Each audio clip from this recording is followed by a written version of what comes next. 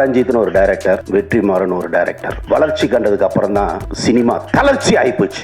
ஜாதியை சொல்லவே கூடாது சினிமாவில். ரஞ்சித்துடைய படம் எந்த படம் ஜாதி படம், அது என்ன ஏதாவது ஒரு ஜாதியை உயர்த்தி இல்லாட்டி ஒரு ஜாதியை தாழ்த்தி இல்ல யாராவது ஒரு ஜாதி தலைவர்களை கொச்சைப்படுத்தி இல்லாட்டி யாராவது ஒரு ஜாதி தலைவர்களை உயர்த்தி பிடித்து அந்த மாதிரியான கருத்துக்களை சொல்றாங்களா? வெற்றிமாறனுக்கு சாதி முத்திரை குத்துனாங்கன்னா இவங்க எந்த மாதிரியான மனநிலையில் இருக்காங்க? வெற்றிமாறன் இந்த இடத்துல தன்னுடைய என்ன சாதினாவது பேசியிருக்கிறாரா? நாடக காதல் பண்றவங்களை வந்து தட்டி கேட்பாங்க, நல்லவர்கள் தட்டி கேட்பாங்க அப்படின்னு சொல்றாரு. இது வந்து ஒரு அரசியல் கட்சி தலைவர் அவருடைய சமூகம் சார்ந்த மக்களுக்கு ஒரு பூஸ்ட் கொடுக்கறதுக்காக பேசப்பட்ட வார்த்தை தான் நாடக காதல். அதை பிடிச்சி தொங்கிக்கிட்டு எல்லாருமே வந்து நாடக காதல் கலப்பு திருமணங்கள் நடந்துச்சுன்னா சாதி ஒழிஞ்சிரும். சாதி ஒழிஞ்சா சாதியை வச்சு அரசியல் பண்றவன் பண்ண முடியாது. அப்ப இது சாதியை வச்சு அரசியல் நடத்துறோம், சாதியை வச்சு பொழப்பு நடக்கும், சோத்துல மண்ணு தான் விழுவோம். நாடக காதலுக்கு எதிர்த்து படம் பண்ணியிருக்கேன் அப்படின்னு சொல்றாரு நடிகர் ரஞ்சித். அவர் என்ன திருமணம் பண்ணியிருக்காரு? பிரியாராமன் ஒரு நடிகை திருமணம் பண்ணாரு. அந்த பிரியாராமன் வேற ஒரு சாதியை சேர்ந்தவர். அப்ப இவர் பண்ணது என்ன காதல்? திருப்பி அவர் டைவர்ஸ் பண்ணாரு. இன்னொரு நடிகை திருமணம் பண்ணாரு. அந்த நடிகை டைவர்ஸ் பண்ணாரு. திருப்பி இந்த நடிகை சேர்த்துட்டாரு. இது என்ன கன்றாவி காதலையும் தெரியல. மாட்டுக்கறி கூட தின்னவனோட ஒரு பெண் வந்து இதா இருந்தா அதை விட்டு போக மாட்டான் இந்த பொண்ணு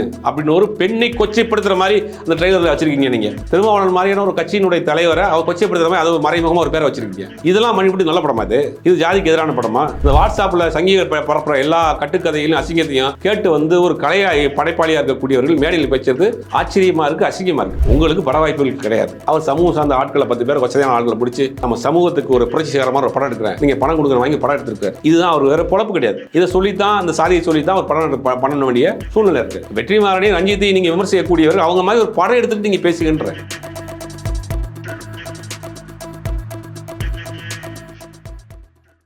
வாகை தமிழ் நேயர்களுக்கு வணக்கம். இன்று நம்ம நேர்காணல்ல நம்மோடு இணைந்திருக்கிறார் ஊடகவியலாளர் திரு சுபைர் அவர்கள். வணக்கம் சார். சார், இப்போ கவுண்டம்பாளையம் அப்படின்ற ஒரு படத்தோட பிரஸ் மீட்ல வந்து கனல் கண்ணன், பிரவீன் காந்தி அவர்கள் வந்து ரொம்ப ஆவேசமா பேசியிருக்காங்க. என்ன சொல்லியிருக்காங்க அப்படின்னு பாத்தீங்கன்னா, வெற்றிமாறன், ரஞ்சித் போன்ற இயக்குனர்களோட வளர்ச்சி தமிழ் சினிமாவோட தளர்ச்சி அப்படின்னு சொல்லியிருக்காங்க. இதை எப்படி பாக்குறீங்க சார்?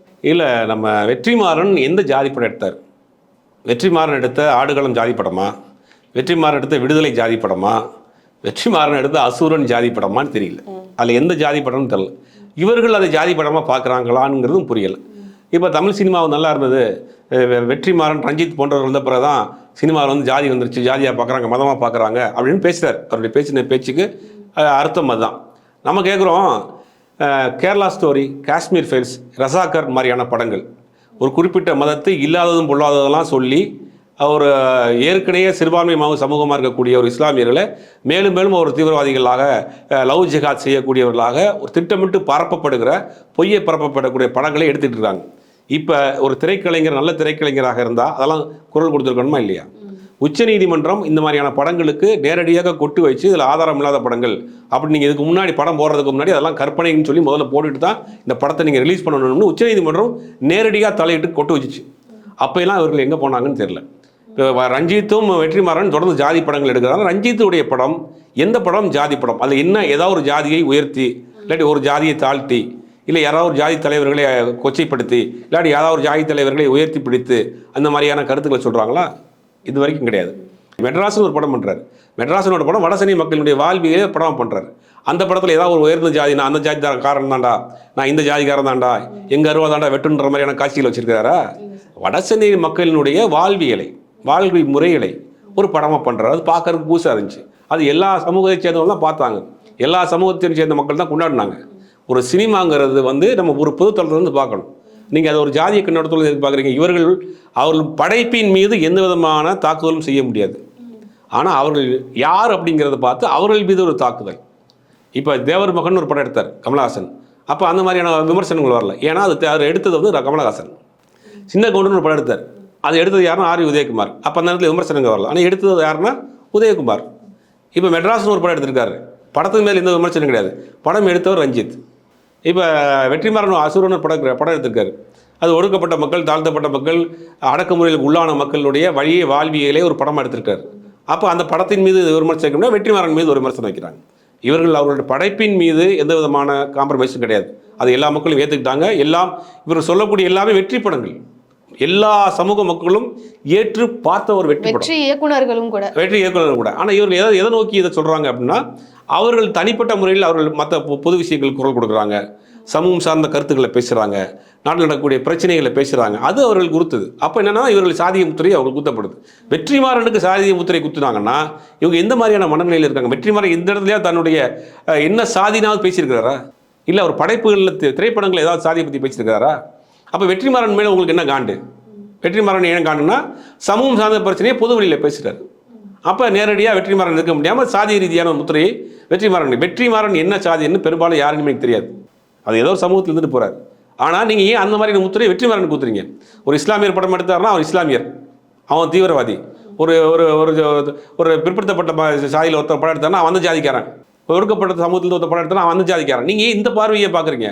அவனுடைய படைப்பாக பாருங்கள், ஒரு இயக்குனராக பாருங்கள், ஒரு படைப்பாளியாக பாருங்கள். ஏன் ஜாதிய முத்திரையோடு பார்க்குறீங்க? நிறைய விஷயங்கள் பிரவீன் காந்தி அந்த மேடையில் பேசிட்டு போகிறார். அந்நியருடைய படையெடுப்புகள், அந்நியர்னா இஸ்லாமியர்களுடைய படையெடுப்புகள் பிறகுதான் இங்கே வந்து ஜாதிய பதமாக கட்டமைச்சிருக்கணும். ஃபாரினர்ஸ் வந்ததுக்கு அப்புறம் தான் வந்து ஜாதின்னு ஒன்று வந்துச்சு அப்படின்னு பேசிட்டு வெள்ளக்காரன் ஆண்ட பிறகு தான் ஜாதின்னு. வெள்ளக்காரன் நம்ம எல்லாரும் இந்துன்னு தான் பார்த்தான். இந்த இந்துங்கிற பேரை வச்சது வெள்ளக்காரன் தான் வச்சான். நீங்கள் தான் ஜாதியாக பிரித்து வச்சிருக்கீங்க. இப்போ இந்தியா பாஸ்போர்ட் எடுத்துகிட்டு இந்தியா விட்டு கிளம்பி நீங்கள் அடுத்த நாட்டில் போய் இறங்கினீங்கன்னா உங்களை ஜாதியாக பார்க்க மாட்டான், நீங்கள் இந்தியனா தான் பார்ப்போம். அவங்களுக்கு எப்படி ஜாதி தெரியும்? ஜாதி தெரியும். வெள்ளக்காரன் நம்மளை இந்தியாவுக்கு வெள்ளக்காரன் தான் இந்துன்னு பேர் வச்சான். இந்தியாவில் இருக்க பூரா இந்துன்னு பேர் வச்சான். நீங்கள் தானே அவனை ஜாதியாக பார்க்குறீங்க. இப்போ ஆங்கில இஸ்லாமியர்கள் படையெடுப்பு, இஸ்லாமியர் 200-300 ஆண்டுகளுக்கு மேலே இந்தியா வாழ்ந்துட்டு இருந்தான். அவன் நினச்சா இருந்தானா வாளை வைத்து வந்து இஸ்லாத்தை பரப்பினார்கள், வாளை வைத்து மிரட்டி ஒருத்தனா இஸ்லாமியராக மாற்றினா அப்படின்னு சொல்லி இந்த கதையை ரொம்ப நாளாக சொல்லிட்டு இருக்காங்க. ஏன் வாளை வச்சு அவன் மாற்றணும்? அவங்கள்ட்ட தான் ஆட்சியே இருக்குது. ஒரே நாள் காலையில் இது இஸ்லாமிய நாடாக மாற்றிருக்கலாமே, ஏன் மாற்றாம வச்சுருந்தான்? அப்போ இவர் சொல்கிறது கட்டுக்கதை. வாளை கையில் வைத்து கொண்டு மிரட்டி கொண்டு இவர்களை வந்து இஸ்லாமிய மாறலாம் கொண்டுருவேன் அப்படின்னு ஒருத்தனா போய் ஏன் கொள்ளணும்? அவன் ஒரே நாள் காலையிலேயே மாற்றிடலாமே, இது இஸ்லாமிய நாடுன்னு மாற்றிருக்கலாமே, ஏன் மாற்றலை? இஸ்லாமிய மன்னர்கள் சிலர் தவறு செஞ்சிருக்கலாம், சிலர் வந்து நிறைய கோயில்களை கட்டி கொடுத்துருக்காங்க. எந்த இஸ்லாமிய ஆட்சி காலத்தில் கோயில் இடிக்கப்பட்டிருக்கு? இன்னைக்கு பழமையான 5000 வருஷம் 10,000 வருஷம் கோயிலாக இருக்குது. அப்போ இஸ்லாமிய ஆட்சி காலத்தின் கீழ் கோயில்களும் இருந்திருக்குல்ல, சர்ச்சுகளும் இருந்திருக்குல்ல.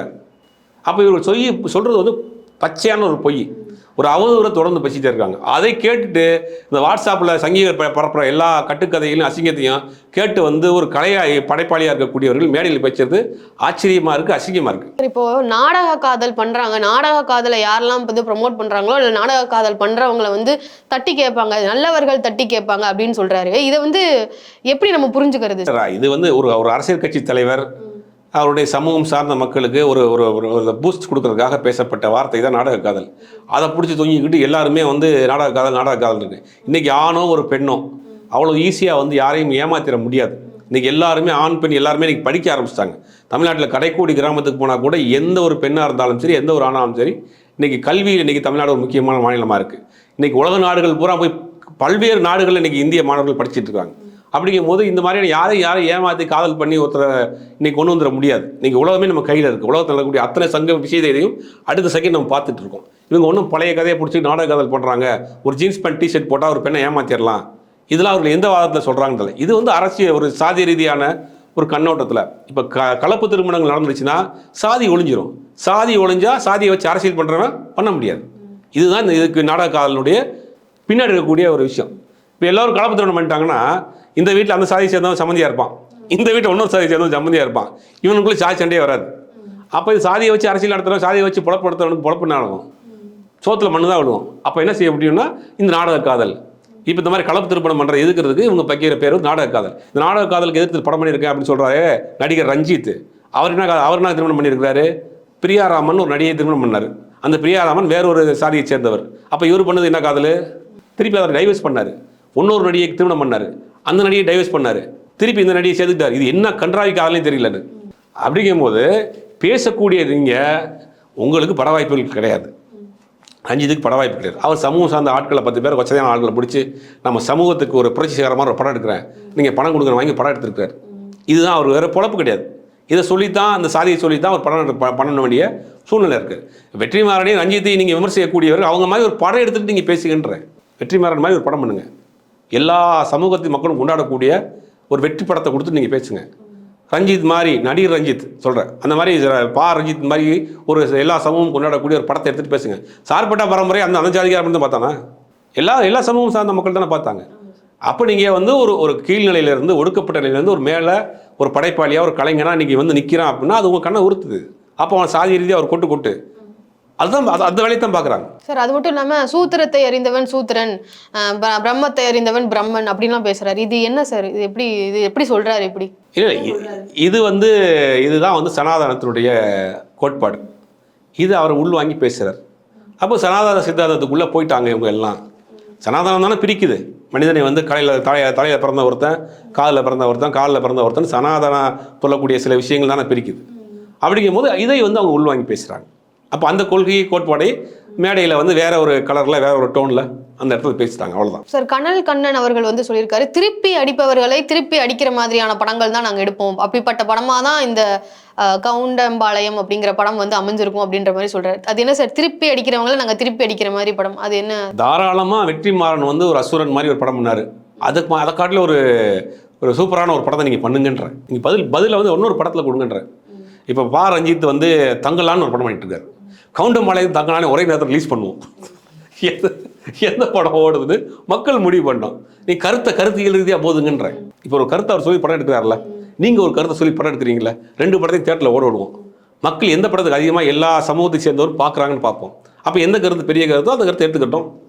இப்போ நீங்கள் அடிக்கிறதுக்கு திருப்பி அடிக்கிறதுக்கு அதான கதை. அதான என்ன சொல்றாங்கன்னா, அடிக்கிறவங்கள திருப்பி அடிப்போம்னு சொல்ல, திருப்பி அடிக்கிறவங்கள திருப்பி அடிப்போன்றாரு. அப்படின்னா ஏற்கனவே நாங்கள் உங்களை அடிச்சிருக்கோம், அடிச்சவங்களை நாங்கள் திருப்பி அடிக்கிறோம், அதே மாதிரி திருப்பி அடிச்சவங்கள திருப்பி அடிக்கிறோம். இதுதான் ஆதிக்கத்திமிர். இதுதான் ஆதிக்கத்திமிர். இங்கே குட்ட நாங்கள் குனிஞ்சிக்கிட்டே இருக்கோம், நீங்கள் ஓரமாக இருங்க, நீ மேலே வந்துடாதீங்க, திருப்பி வந்து அவங்களை அடிப்போம். அதான் அவங்களுடைய எண்ணம். ஆனால் ஒட்டுமொத்தமாக அவங்க பேசுகிற எல்லாருமே சங்கீத்தனமான பேச்சு தான் பூராமே. எல்லா பேசுகிறதுமே அந்த மாதிரியான பேச்சு தான் பேசுகிறாங்க. இந்த படம் வந்து சாதிக்கு எதிரான படம் அப்படிங்கிறாரு. சாதிக்கு எதிரான படம் அந்த படத்தினுடைய ட்ரெய்லர் பார்க்குறப்ப ஓசிகா கட்சி தலைவர் அப்படின்னா ஓப்பனாகவே திருமாவளவன் அவர்களை கார்னர் பண்ணி அதே மாதிரியான ஒரு கருப்பா ஒருத்தரை வச்சு அந்த வார்த்தையை பயன்படுத்தி பேசுகிறாங்க. இது சாதிக்கு எதிரான படமா? இது ரஞ்சித் அந்த மாதிரி படம் எடுத்துருக்காரா? வெற்றிமாறன் அந்த மாதிரி படம் எடுத்துருக்காரா? இப்போ அந்த ட்ரெய்லரை பார்த்தாலே தெரியுது எந்த மாதிரியான படம் அப்படின்னு. இந்த மாதிரியான படங்களை தமிழ்நாட்டில் ஒருபோதும் மக்கள் ரசிக்க மாட்டாங்க. நீங்கள் சினிமாவை கமர்ஷியலாக கொடுங்க, பொழுதுபோக்காக கொடுங்க, இல்லாட்டி அது ஒரு மெசேஜ் சொல்லுங்கள், இல்லாட்டி ஒரு காமெடி சொல்லுங்கள். நீங்கள் இந்த மாதிரியான ஒரு ஜாதியை தாக்கி இன்னொரு ஜாதியை உயர்த்தி இந்த மாதிரியான படங்களை தொடர்ந்து தமிழ்நாட்டில் வந்துட்டு தான் இருக்குது. ஒரு நாள் அந்த படம் வந்து பெருசாக வந்து வந்ததும் தெரியாது, போகிறதும் தெரியாது சார். அது மட்டும் இல்லாமல் என்னன்னா, ஜாதி படங்கள் வந்து ஜாதியை வந்து படத்துல சினிமாவில் வந்து எடுத்துட்டு வரக்கூடாது அப்படின்னு தான் சொல்றாரு. ஆனா கவுண்டம்பாளையம் அப்படிங்கிற படம் வந்து சட்டமன்றத்தோட பேரு, கவுண்டம்பாளையம்ங்கிறது ஜாதி பேர் இல்லை அப்படின்னு சொல்றாங்க. ஸோ இந்த மாதிரி இதுல ஜாதியே காமிச்சிருந்தாலும் இது நல்ல படம் அப்படின்னு சொல்றது வந்து எப்படி பாக்குறது சார்? கவுண்டம்பாளையங்கிறது ஒரு ஊர், கோயம்புத்தூர்ல ஒரு சட்டமன்ற தொகுதியினுடைய பேர். அந்த ஊர்ல படம் எடுக்கிறாங்க, அதை பத்தி விட்டுருவோம், அது நமக்கு தேவையில்லை. கவுண்டம்பாளையம் வைங்க, பேர் எந்த பேராக கூட வைங்க, அது கதைக்கு தேவையா இருக்கிற பட்சத்தில் அந்த பேர் வைக்கிறது தவறே கிடையாது. ஆனால் உள்ளுக்குள்ளே சொல்லப்பட்டக்கூடிய கருத்து என்னது? நீங்கள் மாட்டுக்கறி தின்னவன்ற அது வார்த்தையை கூட பேச முடியல, ட்ரெயினில் வச்சுருக்காங்க.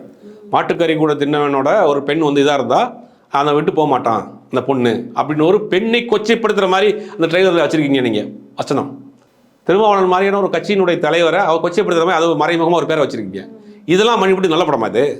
இந்த மாதிரியான அசிங்கத்தைலாம் எடுத்து வச்சு போட்டு நல்ல படமா இது? இது ஜாதிக்கு எதிரான படமா? இது நாடக காலுக்கு எதிரான, நாடக காலம் ஒன்றும் கிடையாது. அப்போ இது என்ன காதல்ன்றது இவங்க தான் சொல்லணும். இது எல்லாமே இவர்களுக்கு வந்து யாருக்குமே ஓப்பனாக சொல்லணும்னா யாருக்குமே பெருசாக இப்போ வந்து எந்த வாய்ப்புகளும் கிடையாது. இவர் தன்னை நிலைநிறுத்திக் கொள்வதற்கு இந்த மாதிரி மேடைகளில் ஏதாவது ஒன்று பண்ணி நாங்களும் ஸ்க்ரீனில் இருக்கிறோம் அப்படிங்கிறத திருப்பி செஞ்சுட்டு இருக்காங்க சார். இப்போ வந்து ஜாதியே இல்லை அப்படின்னு சொல்லி பிரவீன் காந்தி அவர்கள் பேசியிருக்காங்க. ஜாதியெல்லாம் பார்க்கறது இல்லை யாரும் அப்படின்னு பேசியிருக்காங்க. அதுக்கு வெற்றிமாறன் அவர்கள், இப்போ வெற்றிமாறன் இவர் விமர்சனம் பண்ணியிருக்காரு. அதுக்கு அவர் என்ன பதிலடி கொடுத்துருக்காருன்னா, ஜாதியே பார்க்கலையா, ஜாதி இல்லைன்னு சொல்றவங்க வந்து இந்தியாவில் எங்கே இருக்காங்கன்னே தெரியல, இவர் எந்த இடத்துல வாழ்றாரு அப்படின்ற மாதிரியான ஒரு கொஸ்டினை வந்து கேட்டிருக்காரு. ஸோ இப்போ ஜாதியே இல்லை அப்படின்னு சொல்றது வந்து எப்படி? இல்லை, இந்த மாதிரி பிரவீன் காந்தி மாதிரி ஆட்கள் பீகார், உத்தரப்பிரதேச மாதிரியான மாநிலங்களில் பார்த்துருந்தாருன்னா அவருக்கு ஜாதி எங்கே இருக்குன்னு தெரியும். இன்னமும் ஒடுக்கப்பட்ட மக்களினுடைய வீடுகளுக்கு வெளிச்சுவரில் பூச்சி பூசக்கூடாது. பீகாரி மாதிரியான மாநிலங்களில் அவர்கள் வீடு தனியாக இருக்குமா. அதே மாதிரி முடி சவரம் செய்யக்கூடியவர்கள் வந்து இன்னும் கூரை போட்டு ஒன்றும் உட்காந்து வேலை செய்யக்கூடாது, மரத்தின் கீழே தான் உட்காந்து அவங்க வேலை செய்யணும். இன்றைக்கு வரைக்கும் அந்த மாதிரியான கொடுமைகள் இருக்குது தமிழ்நாட்டில். அங்கொன்றும் இங்கொன்று இருக்குது. அதிலிருந்து மீறி வந்து ஒரு கலைஞராக திரைப்படைப்பாளியாக உள்ளே வர்றப்ப அதுதான் இவர்களுக்கு பொறுக்க மாட்டேங்குது. இப்போ இந்திய அளவில் பார்த்தீங்கன்னா தமிழ்நாடு தென் மாநிலங்களை பொறுத்தளவுக்கு அந்த மாதிரி பெரிய பாதிப்பு இல்லை. வட மாநிலங்கள்லாம் நீங்கள் ரொம்ப உச்சகட்டமாக இருக்குது ஜாதியினுடைய அடக்குமுறை கொடுமைகள்லாம். ஒன்றும் வந்து அந்த மாதிரியான இரட்டை கோலை முறைகள்லாம் தமிழ்நாட்டிலையும் ஒரு சில இடங்கள் இருந்தால் கூட வட மாநிலங்களில் இது உச்சகட்டமாக இருக்குது. இப்போ அங்கேருந்து ஒருத்தர் வந்து பேசுகிறாரு, அங்கேருந்து ஒருத்தர் கருத்து சொல்கிறாரு, அங்கேருந்து ஒருத்தர் படம் பண்ணுறாரு, அந்த மனிதரை வந்து இன்றைக்கி எல்லா மனிதரும் கொண்டாடுறாங்க அப்படிங்கிறது தான் இவருடைய டார்கெட். அதை தான் வெற்றிமாறன் சொல்கிறார். ஜாதி எங்கே இல்லைன்னு நீங்கள் வேணும்னா முதல்ல போய் பார்த்துட்டு வாங்க, பார்த்துட்டு வந்து பேசுங்க, ஒன்றும் அடக்குமுறைகள்லாம் எங்கே இல்லைங்கிறது அவர் திருப்பி பதில் சொல்லியிருக்காரு. இதுக்கு யாரும் திருப்பி அவங்க பதில் சொல்ல மாட்டாங்க. தகவலை பகிர்ந்துக்கிட்டதுக்கு ரொம்ப நன்றி சார்.